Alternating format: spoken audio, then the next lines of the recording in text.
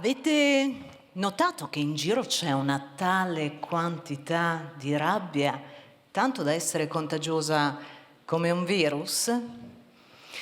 Beh, arriviamo da anni davvero complessi, prima la pandemia che ci ha messo a confronto con noi stessi, tanto da farci diventare così antipatici e insopportabili. In alcuni momenti dice di sì, lei dice di sì. Poi la guerra Russia-Ucraina, beh, anche questo, insomma, che cosa sarà domani, cosa succederà, e il gas e la luce, quello e quell'altro, ci picchia.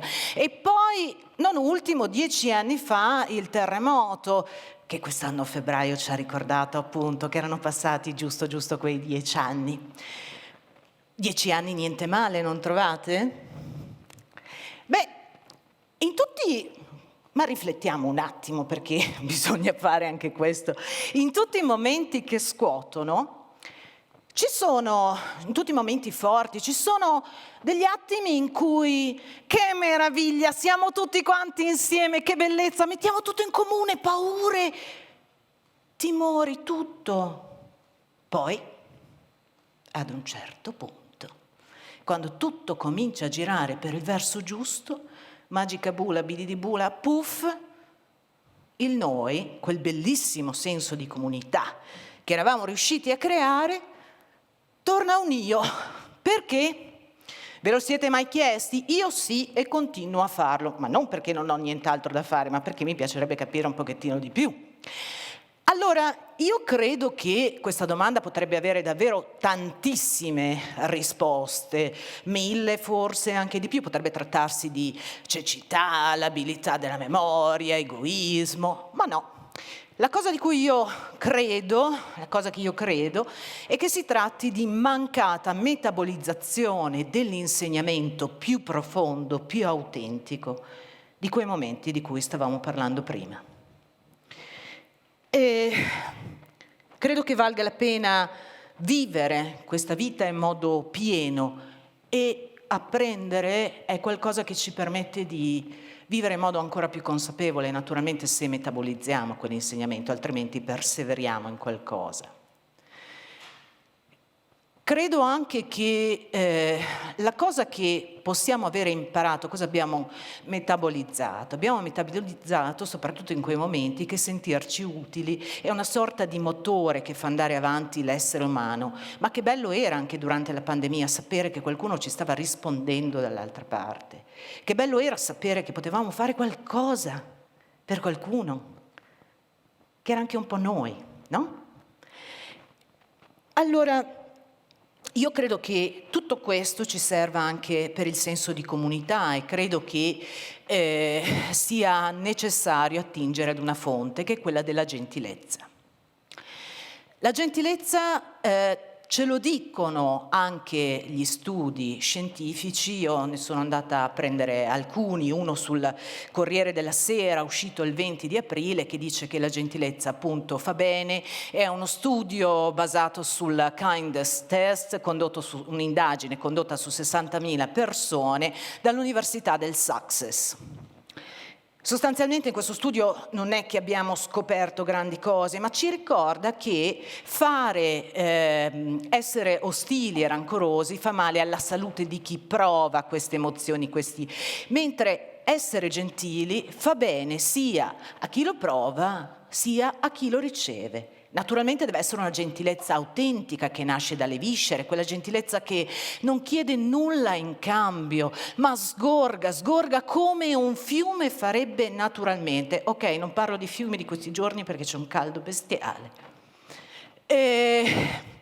L'altra cosa per esempio, prima della pandemia, questo studio di cui vi ho parlato adesso parla appunto di un periodo durante la pandemia.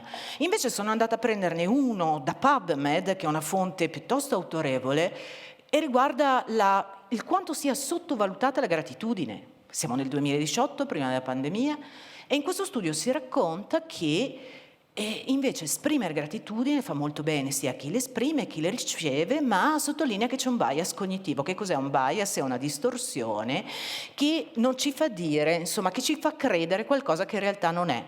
Gentilezza per molti è uguale a debolezza, non è così.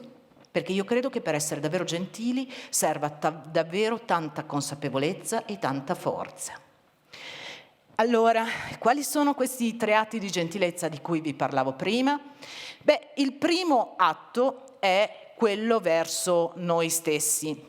Sii gentile con te stesso, perché nessuno può farlo meglio di te, questo è il primo atto. Ma come si fa ad essere gentile con se stessi? Rispetto per il tempo, rispetto per chi siamo, ma anche rispetto per i nostri pensieri. Come stiamo pensando, come stiamo dialogando con noi stessi?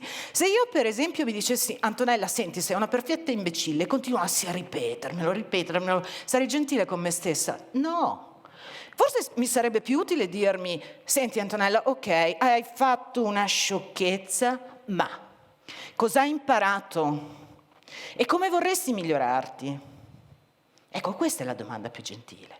Anche perché mi ricorderei anche che sono umana. E in quanto umana, come tutti quanti voi, io posso sbagliare. Ma mi è richiesto di sbagliare meglio di quanto io non abbia fatto prima.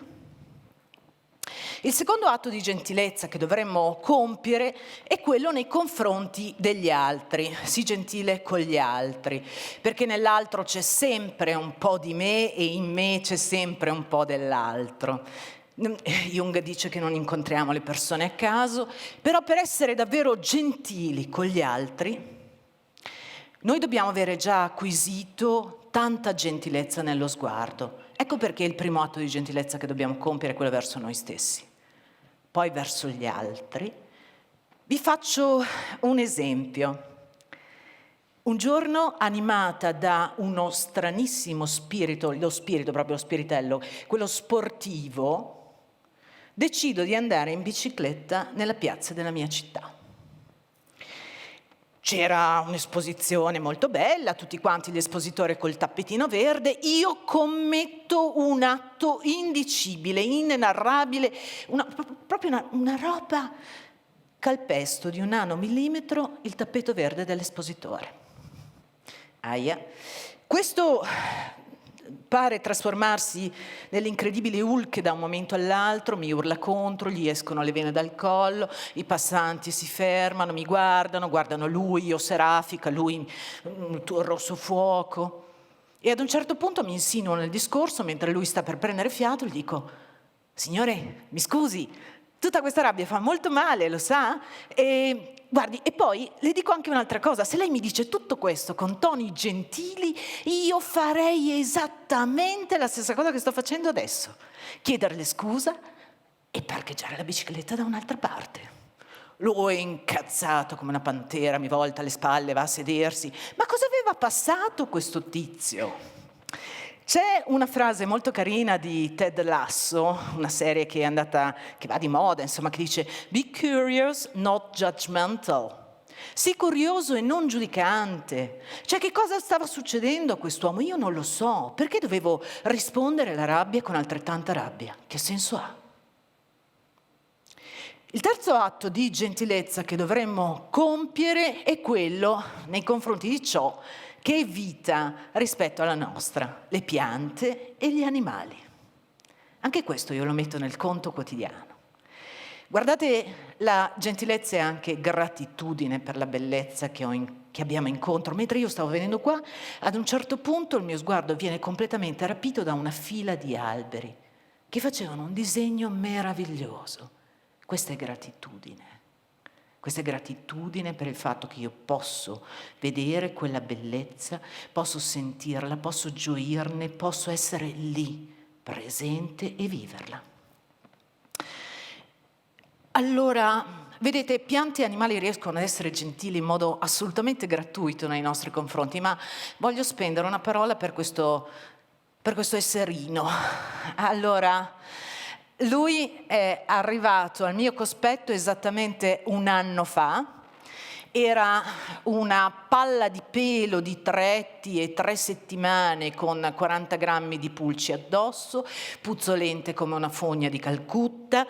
e mi è stato portato da un amico, cioè è arrivato per caso, ci siamo guardati, ci siamo innamorati, è successo tutto in un lampo. Io faccio una vita un po' incasinata e avere anche questa palla di pelo che dipende assolutamente da me è un po' impegnativo, però abbiamo iniziato a fare quella cosa che alcuni chiamano pet therapy. Io quando la faccio lui la chiamo human therapy, chissà se gli piace o non gli piace, non lo so. Sta di fatto che siamo gentili gli uni, l'una con l'altro, perché lui è un maschietto, e lui è gentile persino con il mio divano. Questa è una notizia meravigliosa. Ecco, allora, gentilezza è anche reciprocità, è rispetto, è prendersi cura. Gentilezza è tanta roba, come dicono i ragazzi oggi, è gratitudine, è perdono, è la capacità di guardare oltre, è la capacità di essere qui, è la capacità di dire grazie, ciao, prego, scusa. Voi sapete che nel nostro paese abbiamo più di 150 assessorati alla gentilezza? No, E invece ne abbiamo anche 5 in Emilia-Romagna. Nascono tutti quanti da un progetto. Cosa fa l'assessore alla gentilezza? L'assessore alla gentilezza di fondo fa questo. Cerca in qualche modo di limitare la violenza fisica e verbale nella città, cerca in qualche modo di convalidare progetti relativi alla gentilezza anche da insegnare ai bambini nelle scuole, perché quello che si vorrebbe fare, tutto questo è partito da una fondazione, da un'associazione, tutto quello che si vorrebbe fare è far diventare la gentilezza il senso di una comunità. Noi dobbiamo imparare anche a parlare di sostenibilità umana. Sì, ok, parliamo tanto di sostenibilità ambientale, ma dobbiamo imparare anche a parlare di sostenibilità umana, perché il pianeta è abitato dall'uomo e io sono fortemente favorevole alla sostenibilità ambientale, ma in un vivere armonico. E allora, come disse Ella, la mamma di Cenerentola, nell'ultimo Walt Disney, come scrisse Anne Frank nel suo diario, e lei, insomma, una storia un po' scomoda l'ha avuta, sii gentile e abbi coraggio. Insegniamo la gentilezza e cerchiamo di spargere questo bellissimo seme, a cominciare da noi.